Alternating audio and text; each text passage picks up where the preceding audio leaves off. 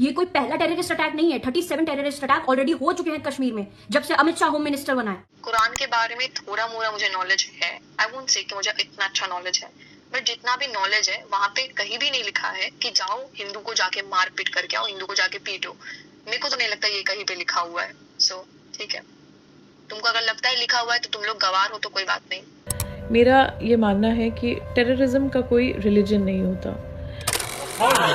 मेरे बच्चे को अरे हम लोग फौजी हैं, कुछ नहीं करेंगे, आपकी सेफ्टी के लिए आए आओ। आप मेहनत करते हैं, पैसा कमा कर, पैसा बचा कर, सोचते हैं कि कहीं ऐसी जगह घूमने जाएं जहां पहले कभी ना गए हों, और फिर आप घूमने निकल जाते हैं। आप अपने परिवार के साथ प्रकृति का आनंद उठा रहे होते हैं कि तभी कुछ आतंकवादी वहां आ जाते हैं। वो आपके पास आकर आपका नाम पूछते हैं, आपका धर्म पूछते हैं, और फिर आपको बोलते हैं कलमा पढ़ने के लिए। आप नहीं पढ़ पाते। आप अपने आसपास देखते हैं कि लोगों की चड्डी उतार कर उनका मजहब देखा जा रहा है। उन आतंकवादियों को जैसे ही एहसास होता है कि आप उनमें से नहीं हैं, वो आपको आपके परिवार के सामने मार देते हैं। क्यों? सिर्फ और सिर्फ मजहबी ब्रेन वॉशिंग और पागलपन के कारण।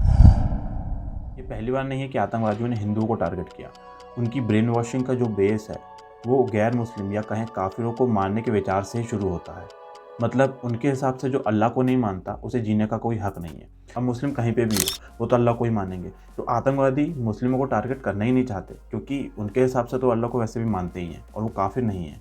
और ऐसा तो है नहीं कि भारत में रहने वाले मुस्लिम हनुमान चालीसा पढ़ते हो या शिव जी की मंदिरों में जाके पूजा करते हो। अगर इक्का दुक्का कोई मिल भी गया तो आतंकवादी उसको भी मार ही देंगे। तो चलो लिबरल के हिसाब से मान भी लें कि आतंकवाद मजहबी नहीं है, मगर कई 100 साल पहले अफगानिस्तान से जब हिंदू भागे उसके पीछे एक मज़हब था।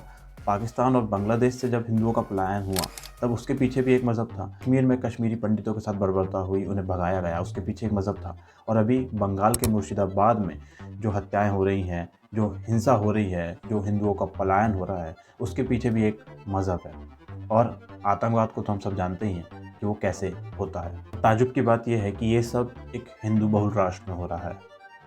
सवाल बहुत सारे हैं मगर लोगों में जवाब देने की हिम्मत नहीं है।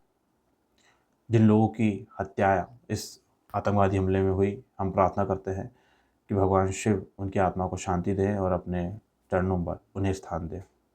अगर ये वीडियो आपको पसंद आए तो लाइक कीजिए, चैनल को सब्सक्राइब कीजिए और हमेशा सच का साथ दीजिए। अपना मूल्यवान समय देने के लिए बहुत बहुत धन्यवाद। जल्द मिलते हैं अगले वीडियो में।